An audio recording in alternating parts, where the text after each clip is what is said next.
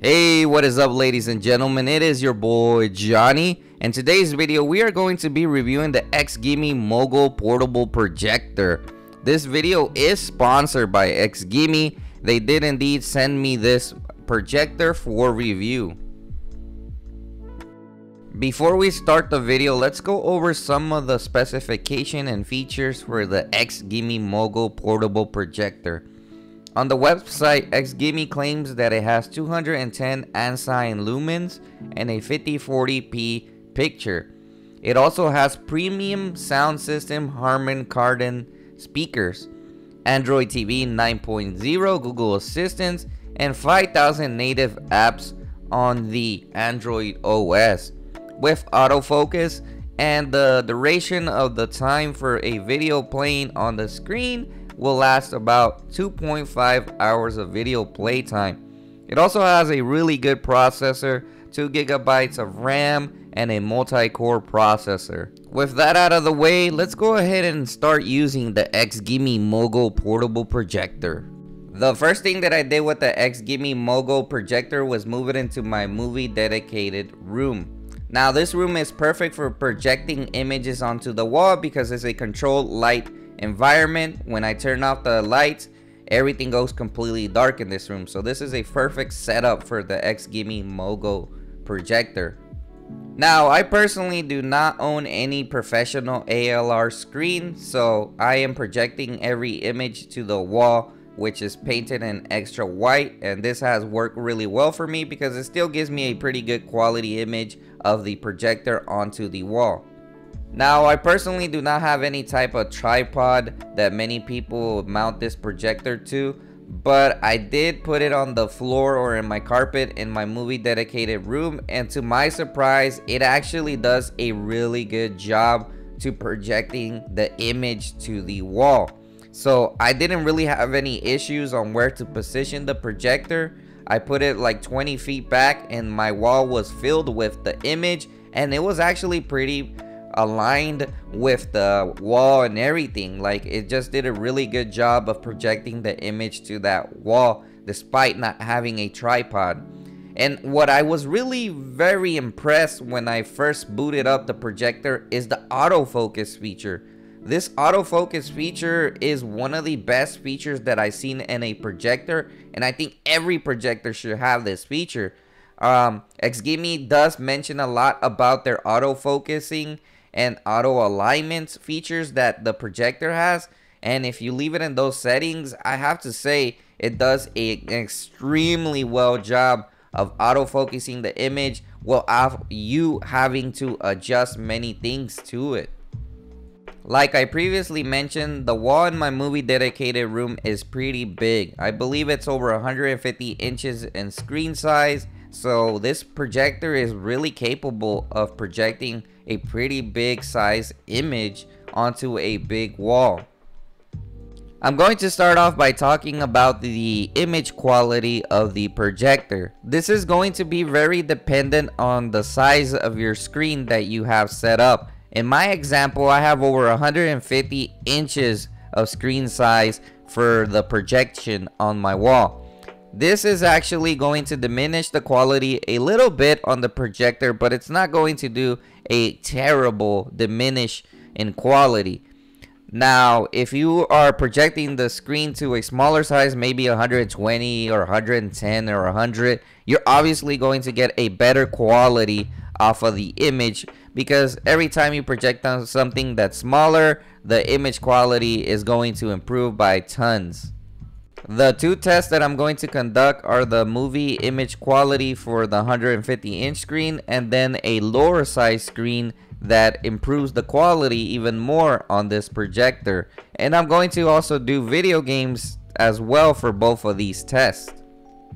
The first movie that I decided to test out was The Dark Knight, and I wanted to test out this movie simply because it lets you know the black levels and get a kind of an idea of how the black levels look in movies and in video games. I have to say that the black levels actually look pretty good in this projector. They seem really dark in the movie, and it really does not look washed out or like grayish effect that you sometimes get with other projectors. And I would assume that is because of the lower lumens that it has, so the black levels have to indeed be better on it. Now, there is some adjustments that you might want to make when you're watching The Dark Knight, and here you might want to bring it up a little bit on the brightness because it can get pretty dark in certain scenes, but it is watchable. And as projecting it onto a 150-inch screen, I have to say that if you get closer, you're gonna see a more screen door effect. But if you sit back, which in my setup, I'm sitting back like 20 feet from the screen, it actually looks pretty good when projecting the movie as a whole. The only thing is that I do recommend that you indeed go ahead and turn up the brightness a little bit, especially when you play movies like The Dark Knight. Now, I also conducted a test with a smaller size projection where I moved the projector closer to this wall so I could get a smaller image, and I have to say this definitely improved the image quality even more because it allowed me to view the details a little bit more in the movies. And like I said, this applies to every single projector. The closer you project it to the wall, the better image quality that you're going to get. This is not just this projector, so if you put it closer to the wall, you will get a better image. And for my smaller screen size, it definitely did improve the image a lot, and even included improving the details on the characters in the movie. Now, The Dark Knight is a really dark movie, so you're going to have to adjust a little bit of the brightness on there.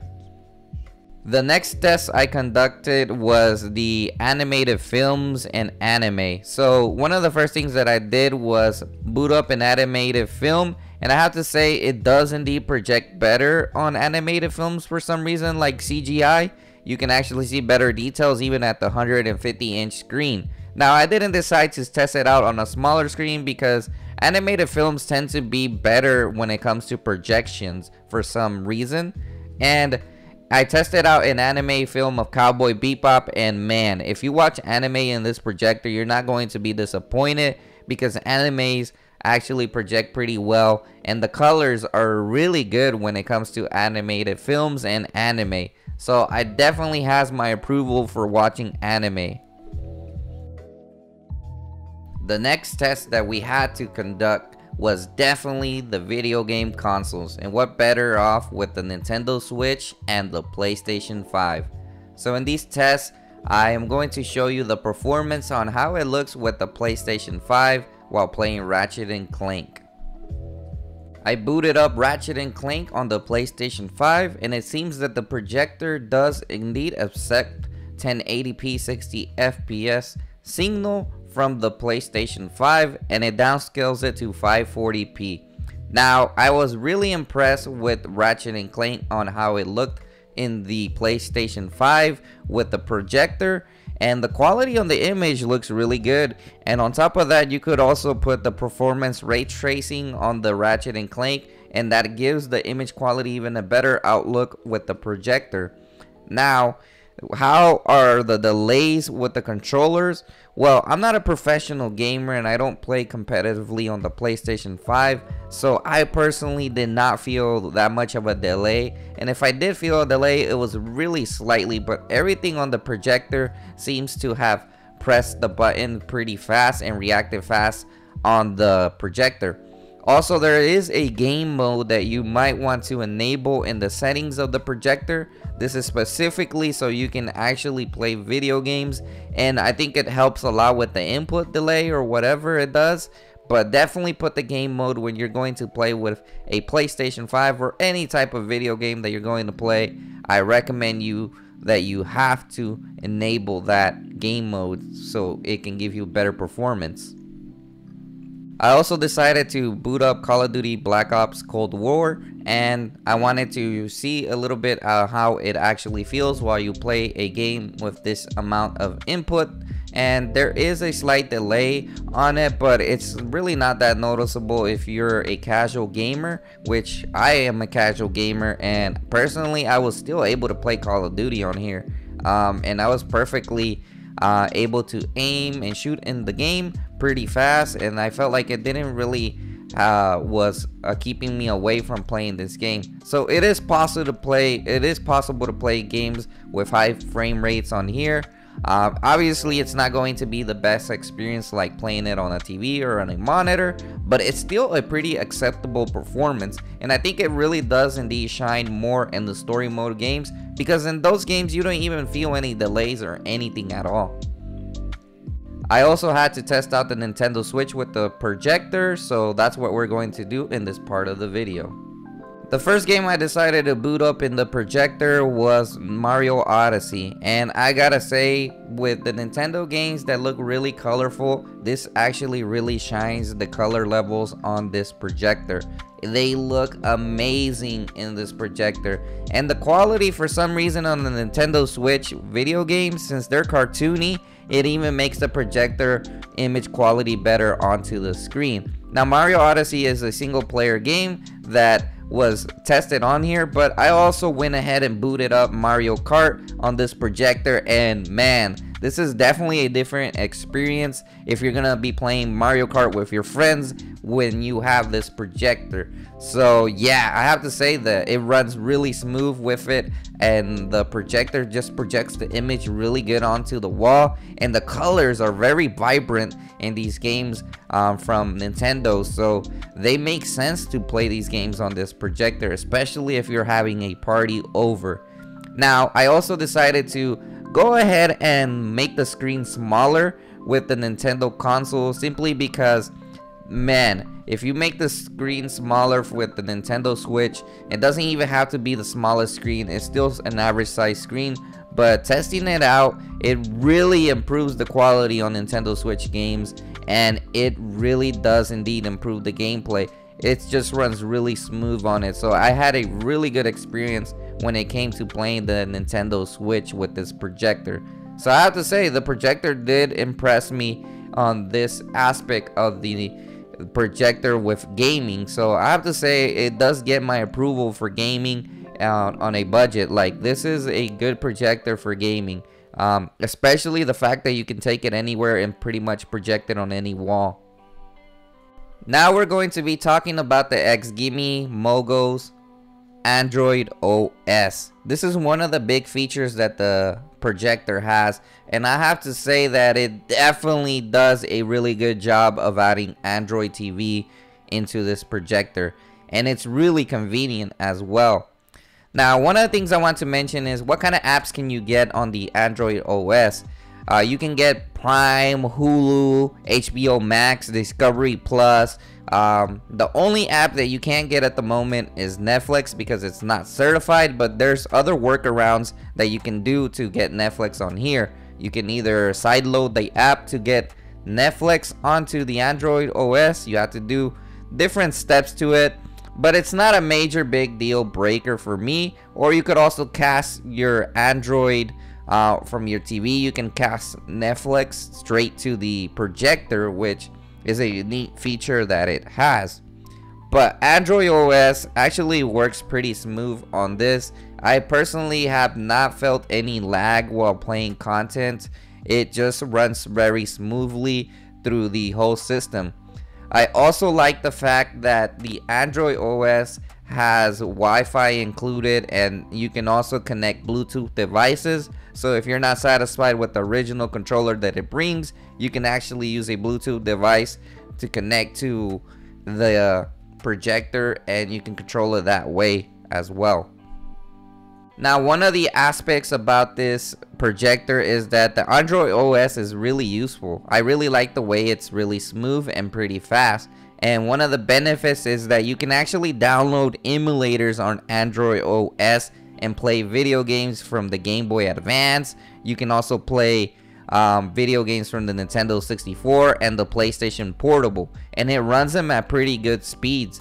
I was surprised this projector was able to emulate all of these games that I am talking about, which I'm going to show you guys a little bit of footage on what they look like.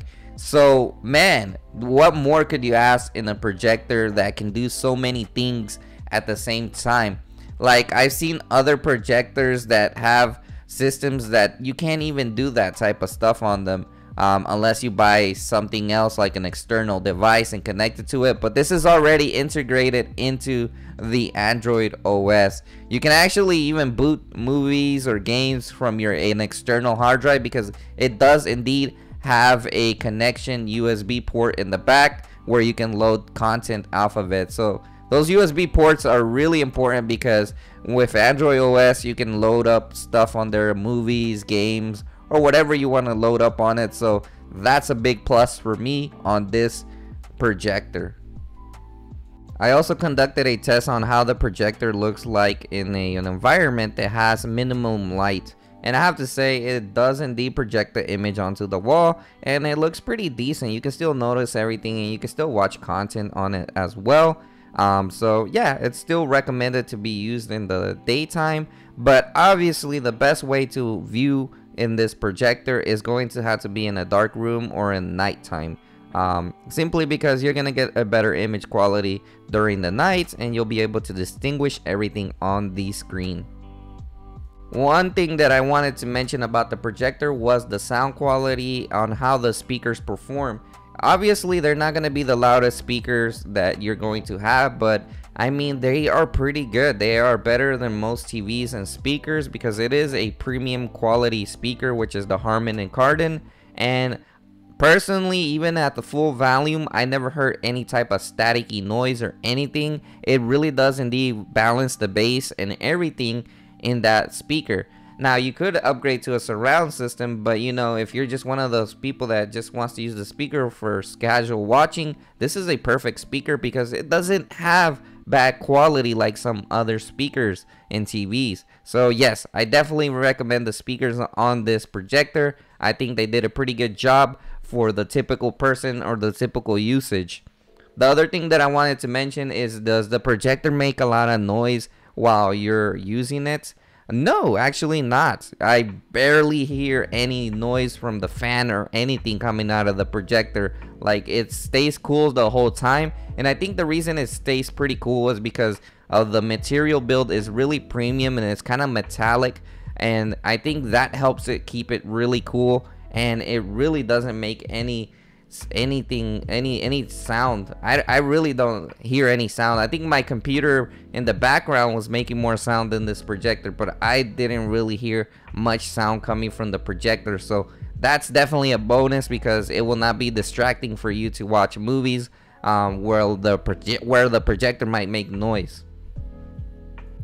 I also almost forgot to show you guys the remote control for the Xgimi Mogo, and I have to say that the controller is pretty solid. It runs really well when you connect it to the projector and the OS. Everything runs smooth. You don't really have any lagginess that you get with other controllers, so I think they did a pretty good job on it. And it has a voice control as well that you can talk into the remote to search up certain movies or titles or anything in the OS. So yes, the controller is pretty solid. Everything runs smooth, and it feels premium quality as well. The buttons feel really good on the fingers. So yeah, I think they did a really good job with the controller as well. In conclusion to our review, I do recommend the Xgimi Mogo portable projector. The reason is, this projector is so convenient. You can take it from your living room to your bedroom, and you can actually load it up without having to connect many cables, or you can just use the battery on it and load up a movie for 2 hours and then recharge it later. It's so convenient because everything is integrated in the OS. The fact is, I love the fact that how it auto focuses itself and aligns it to your wall. You don't even have to do that part much, because the projector's auto focusing is so good that it will do it all by itself. I've never seen that in a projector, and I think they are the only ones that have done that, and they did a really good job of auto aligning the content onto the wall. It just knows how to align everything right in the wall. That's one of the most major features on this projector. Now, obviously there are better models of this projector. They actually offer a 1080p version that has the same design as the Xgimi, but I do recommend this one for the budget and price as well. Right now they're having a sale on it for $300 or $299 USD. You can go onto their website. I will link the link in the description if you want to get yourself one.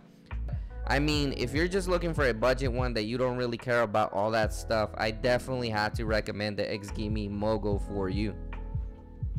Thank you for watching this video, and I hope you enjoyed this review. Make sure to leave a like button and a subscribe button and a comment section. What do you think about this review? Peace out.